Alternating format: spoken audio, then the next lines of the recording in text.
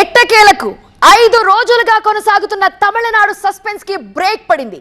Unconditional గా టీవీకేకి మద్దతివ్వడానికి VCK, IUML అంగీకరించాయి. ఈ మేరకు మద్దతు లేఖలు విజయ్ కి పంపించారు కూడా. ఆ 3 పార్టీల మద్దతుతో విజయ్ బలం 120కి చేరింది. ఇక విజయ్ ప్రమాణ స్వీకారమే తరువాయి. కానీ అదంత ఈజీ కాదంటున్నారు విశ్లేషకులు. ఎందుకని? పాస్ మార్కులకి ఒక్కటి తగ్గినా ఫెయిల్ అయినట్టే. మ్యాజిక్ ఫిగర్ కి ఒక్క సీటు తగ్గినా అధికారం చేజారినట్టే. ఎన్ని గెలిచామన్నది కాదు, ఎంత అభిమానం సంపాదించామన్నది కాదు, జనం గుండెల్లో స్థానం సంపాదించామా అన్నది కూడా మ్యాండేటరీ కాదట.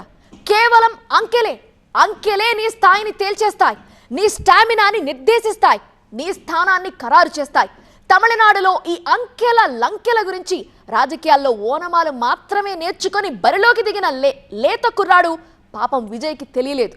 108 సీట్ల దగ్గర విజయ్ ఆగిపోయినా ఇంకాస్త కష్టపడుంటే ఎవరి మీద ఆధారపడకుండా రాజమార్గంలో తమిళనాడు రాజదండం పట్టుకునేవాడు.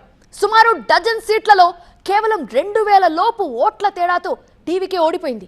అసలు ఆ స్థానాలని విజయ్ పట్టించుకోలేదా?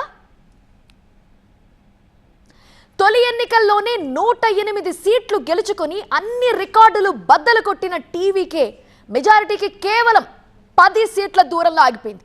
అయితే 12 సీట్లు 1000 ఓట్లలోపే ఓడిపోయారు. అంతేందుకు, అన్నాడీఎంకే అధినేత పళనిస్వామి కేవలం 285 ఓట్ల తేడాతో తన సమీప ప్రత్యర్థి టీవీకే పార్టీకి చెందిన వ్యక్తి చేతిలో చావు తప్పి కన్ను లట్టుపోయిన చందంగా గట్టెక్కారు. ఆ సీట్లపై ఫోకస్ పెంచుంటే ఇప్పుడు చిన్న పార్టీల మద్దతు కోసం తిరగాల్సిన అవసరం తగ్గేది అనే చర్చ తమిళ రాజకీయాల్లో బలంగా వినిపిస్తోంది. ఈవెన్ మనం కూడా అదే డిస్కస్ చేసుకుంటున్నాం. ఇందులో